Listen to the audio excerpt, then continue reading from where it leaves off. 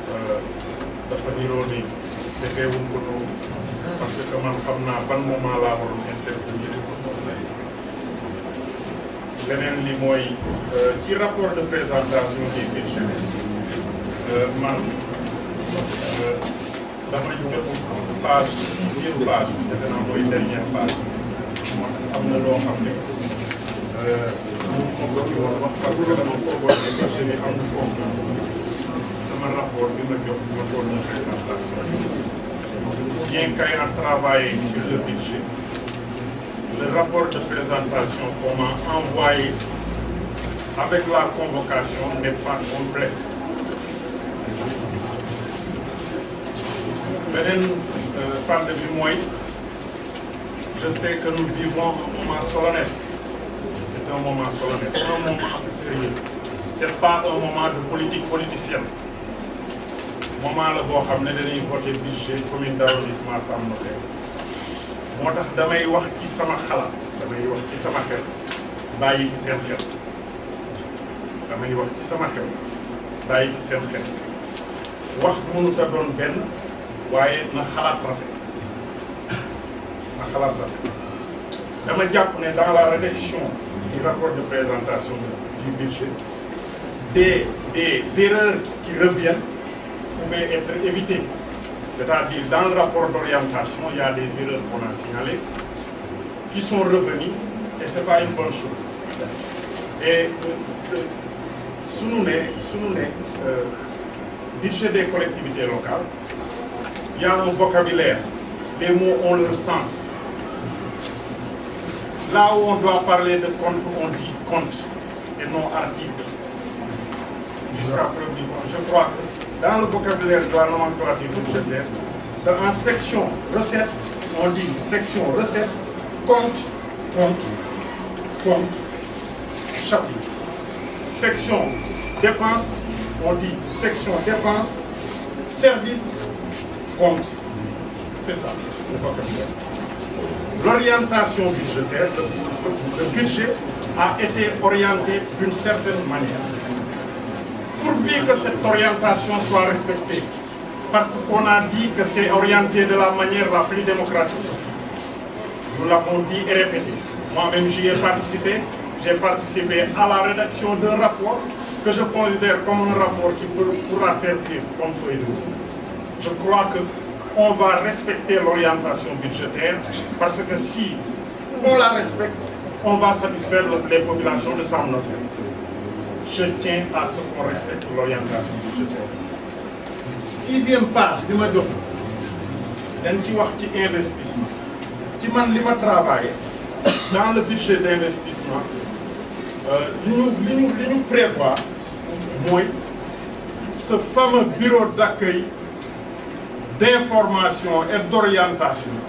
boo xam ne répété waat naa ko waxaat ko wax ko téeméeri yoon nga xam ne dama ci tenir parce que xam naa importance bi même bu fekkee du man maa ko nar a liggéey loolu amul solo mais soxla nañ ko ci mairie bi mais gisuma ko ci biir dama gis ne ci biir investissement dañ ci orienté leneen loo xam ne ci man ba may travailler ci budget bi gisuma ko woon c'est dommage et c'est regrettable je crois que nag ba léegi yëf yi mën nañ ko defaraat bu gën a baax te ñu jéem a orienté budget bi ci condition yooyu loolu li ñu leen di ñaan la rek ndax dama yaakaar ni ñun suñ fi xasee ba wax ba ñu voté budget bi bu ñu ko voté dañuy dem toog bu leen neexee ngeen woo ñu liggéey bu leen neexee du ngeen ñu woo fii ak 3 mois loi may na leen mais su ngeen buggee ñu liggéey ci mairie ñu doxal liggéey ji ba mu baax da ngeen di woo ñu war a liggéey ñi nga xam ne ñooy président commission yi ñu convoqué seen commission ñu liggéey li ñuy liggéey ñu jébbale ko ni bureau municipal tam góorgóorlu ci sëgg ci document bi def ko seen affaire def ko seen yitte bañ ñu toog orienté budget depuis xaw ma ñi mot na mois ñu toog balaa bureau du municipal bi réunir mu def vraiment plusieurs semaines ce n'est pas bon parce que avec l'orientation suñu gënoon gaaw ni voté nañ suñu budget ci janvier mais problème mu délai dafa posé parce que janvier moo doon vraiment moment bu souhaitable ci OVP yi wax nañ ko fi OVP et ODP yi récupéré nañ cantine marché Sam yi nga xam ne moom moo nekk ci bordure marché bi ñenn ñi à l'origine dañu ne woon c'est pas possible mais defe naa ne ak Pastef madame le maire ak ñeneen góorgóorlu li ñu ci def moo tax ñu récupérer cantine yooyu parce que cantine yooyu ba léegi ville moo ko doon mais bu ñu yem foofu nañu góorgóorlu def recensement wu cantine yooyu xam nan la toll liggéey ba jot ci ñu xam ne cantine yi nii la toll lii lañ ci mën a am pour que suñu prévision mën a suivre am na leneen tam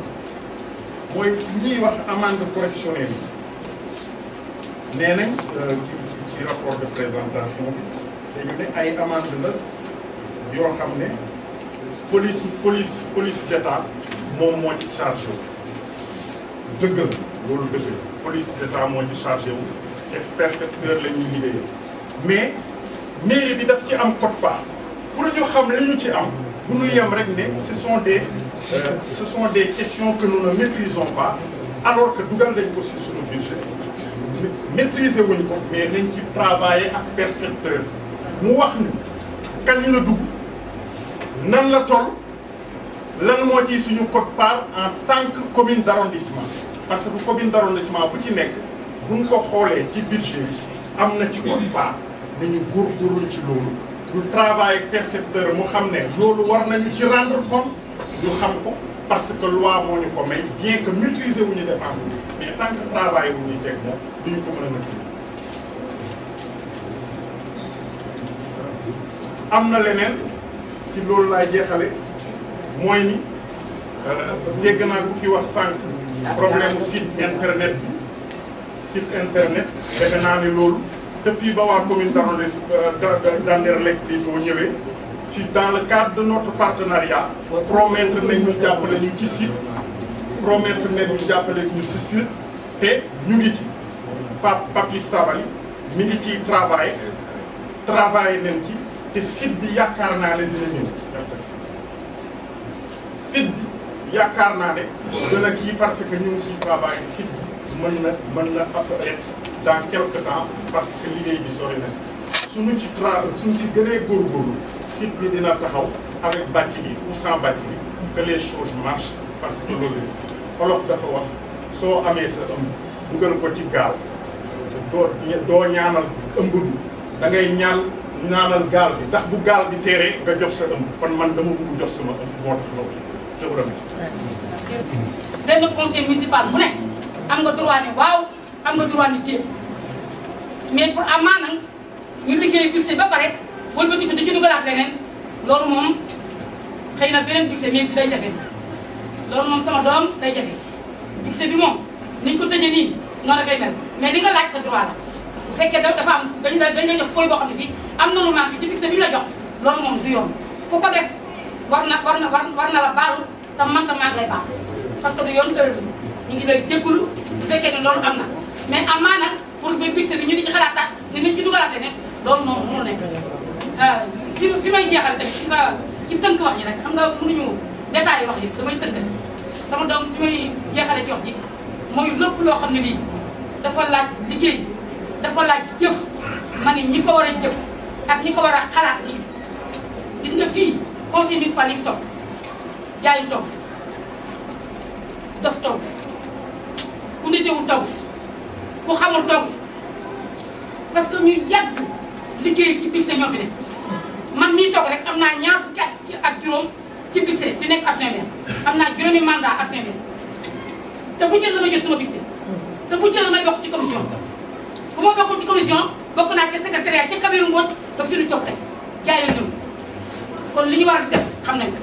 lu ñu waroon def xam nañ ko lu ñu yoon wi may pouvoir bi nga xam ne moom la ñu yoon may dañ koy jël li ñu moom keneen tamit li mu moom nag en tant que conseil municipal daf koy jël te duma ci laaj dara mais li ma moom nag nañ ko bàyyi ak man ak ku mu mën a doon nag nañu bàyyi ak man li ma moom bu ma kenn wax ni ma lii nga war a def lii nga war a def li nga moom jël ko lu mel ni commission yi nag dinaa ci waxaat parce que commission yi ñun ci suñu bopp ñun politiciens yi dañuy def loo xam ne nii du yoon bu ñu nee nañu wote ji nañu dem campagne dañuy dem campagne loolu sax bokku koy disir bi monsieur le préfet nag ma jéggal bokku koy disir parce que war ma ko wax mais dafa am wax yoo xam ne bu ñu ko dugalee foog nga leeral ma ne bu ñu nee nañu campagne ñun ñëpp dañuy dem campagne parti politique yi fi nekk yëpp dañuy dem campagne bu ñu campagne ba pare ñu wote bu ñu wotee ba pare ba gagné ñoo xam dañu gagné ci PS moo xam dañu gagné ci PDS moo xam dañu gagné ma ni PDS ak PS ak ñun ñëpp benn lañu politiciens yi rek laay wax suñu xasee gagné nag ba tànn suñu conseil municipal ba installé suñu bureau municipal su boobaa nag commission yi ñuy tànn dama wax ni ci suñu coobare lañ koy tànn du loo xam ne nii loi moo ñu ko sant du lu ñu loi sant préfet ñu toog suñu coobare bopp rek la ñun ñooy seet rek ñi nga xam ni dañu waroon am dara te amuñu ko ñun leen poste bi commission bi nañ la ko jox pour nga liggéey loolu rek la lu leneen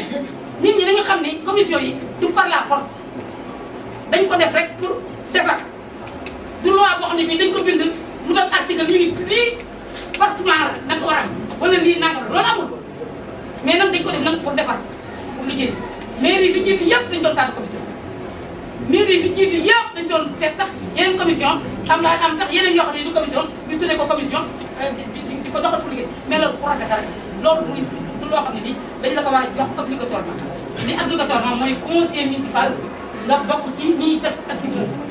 loolu rek laa amoon di ko leeral di gërëmaat ñëpp di santaat ñëpp di ñaan yàlla nañu yàlla jàppale parce que tamit il faut tamit ñu def ay formation yoo xam ne yi conseil municipal dañ leen defar formation ñu xam rôle conseil municipal da lan mooy droit am ak lu dul droit parce que loolu dafa baax su boobaa ku ne di nga xam li nga moom ak li nga moom loolu dafa baax parce que ñun ñaata yoon lañu def formation ci conseil municipal ñaata yoon la ëpp na ñaata loolu laa amoon di ko doon sama doom di la gërëmaat di la santaat parce que lii dafa baax parce que nit boo ñëwee ci mbooloo da ngay wax sa xalaat boo waxee sa xalaat nag ñu leeral la bu ñu amee lu ñu lay leeral ñu leeral la bu ñu amee lu ñu lay dolli ñu dolli la nga jëlee ci xam-xam ab sëriñ yaa jërëjëf. Voilà, merci madame le maire maa ngi nuyu mbooloo mi ko dalee ci monsieur le sous-préfet Amadou Diagne ñu ngi lay nuyu di la sant di la gërëm ci disponibilité ak taxawaay di li nga xam ne ki nga xam ne nii mooy madame Guèye toogal précepteur ñooñu dama leen teq ndax suñuy gan lañu tey doo ko ñëw ci madame le maire ak ñi nga xam ne ñooy ay kàngam wër ko kon madame le maire Adja Dieynaba Fall ñu ngi lay nuyu di la sant di la gërëm di ñaan itam lii ñuy dernier virage bi ñu nekk tey muy vote budget bi yàlla dogal ñu wote ko ci jàmm wote ko ci salaam exécuté ko ci jàmm li ci seen lépp yàlla nañu ci yàlla jàppale ba mu nekk te mu nekk wërsëgu ku ci wërsëgam mën a nekk ci commune Sam Notaire yàlla ñu ko yàlla defal di nuyu say adjoint parce que tey dañu nekk ci benn bis boo xam ne ci lañ doon jeexal benn liggéey bu yàgg boo xam ne nii waxtaan nañ ci dajee ci salle bi ay daje yu bari waxtaan ci génn ci ay xel ak xalaat jëfandikoo commission yi nga xam ne nii mooy ñaar commission juróom yi nekk ci mairie bi madame la maire tànn leen ñu nekk ay loxoom yor délégation pouvoir am di ko liggéeyal ngir mën a jàpp parce que benn doomu aadama mun na nekk fépp loolu moo ko indi de la même façon ñi nga xam ne ñoo nekk les adjoints au maire commencé ko ci premier adjoint Bouna Albouri Ndiaye maa ngi lay nuyu di ko jaarale ci le deuxième adjoint Issa Diouf le troisième adjoint Moussa Gningue le quatrième ngeen baal ma tuuti c'est important parce que man maa ko jox important bi mu war a am ñu may ma tuuti le troisième adjoint je dis bien Moussa Gningue je me répète le quatrième adjoint Ibrahima Diop et le cinquième adjoint Talla Thiam di gërëm di sant le secrétaire municipal il a abattu un travail extraordinaire liggéeyal mbooloo moo jafe liggéeyal mbooloo moo jafe nga liggéey ba noppi ñëpp ne d'accord nañu Muhammad sallallahu alayhi wa sallam sa am te yàlla la fi nekk loolu di woon mais dama bëgg ñu jàpp tey ne ensemble chacun a mis du sien pour que ñu egsi fi ñu egsi tey ma bëgg bu ma ko gërëmee sant ko ñu xam ne gërëm moo ko sant ko ndax dara mais dama xam ne dafa nekk ci position bu métti nekk secrétaire municipal u commune nga jiite nekk yor administration bi nekk juróom-benn fukki conseil juróom-benn tam ku nekk ak bëgg-bëggam gis-gisam doxalinam ak na mu bëggoon mu demee ko te ñu ay doomu aadama rek boo defaree une œuvre il n'y a pas une œuvre parfaite kon nag secrétaire municipal ñu ngi lay gërëm di la sant di ñaan itam yi nga xam ne nii jàpp nañ ko fi bu ëllëgee ñu mën cee sopparti ba nga xam ne nii erreur yi dina wàññeeku ci ni ko ñenn ñi gisee pour que mu gën a mën a jëm kanam secrétaire élu Djibi Diop maa ngi lay nuyu ma jeexale les conseils municipaux kenn ku ci nekk les présidents de commission d'abord les conseils municipaux ñu ngi leen di gërëm di leen sant mu mel ne budget bi ñu war a voté tey ni ñu ko orienté woon boo gisee xëy na tey coow li xaw a wàññeeku tuuti mooy jàpp nañ ne budget la boo xam ne nii man gis naa ci sama bopp parce que la ñu orienté woon ñetti orientation moo fi amoon benn bi mooy li nga xam ne dafa war budget bi war commune d'arrondissement wu Sam Notaire ñu def ko ci budget Sam Notaire loolu wax nañ ko léegi ñu dégg li nga xam ne nii tam ajuwul ci ñun te madame la maire wax ko léegi mairie de la ville moo ko war a mën a jël en charge pour dimbalee ñu ko madame la maire en tant que troisième adjointe de la ville de Guédiawaye mi ngi koy toppatoo ci Chérif Macky Sall en tant que maire de la ville. le troisième point important mooy le partenariat wax nañ ci léegi des partenariats dina régler lu bëree parce que am na loo xam ne nii bu ñu ko sëfee mairie bi du dem am na loo xam ne bu ñu ko sëfee mairie de la ville du dem waaye partenariat mën na ko eggale mën na fexe tam ba mairie Sam Notaire bénéficier wu ca infrastructure yoo xam ne ak i avancé ak ay jàppale yoo xam ne nii dinañu mën a permettre commune bi à l'heure du bilan ñu mën a jàpp ne am na résultat bu positif boo xam ne def na ko. ma bëgg a wax ci li ñu présenté léegi muy budget le collègue Boubacar Diakhaté daf fi wax lu am solo moo di ce qu'on appelle dans le chapitre budgétaire wala boog ci biir nomenclature bi dañuy wooyee stationnement temporaire sur la voie publique xëy na dañuy wax ne stationnement de façon générale mairie de la ville moo ko moom il est bon que ñu xam loolu mairie de la ville moom par exemple stationnement ba ñuy fay perception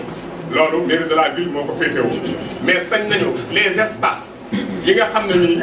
dafa am fii ci biir commune Sam Notaire am na fi espace yoo xam ne nii mën nañ def li ñuy wooyee stationnement temporaire location de l'espace pour le stationnement temporaire. Moi, je def dañu woy stationnement réservé. Bon, par exemple, boo ñëwee,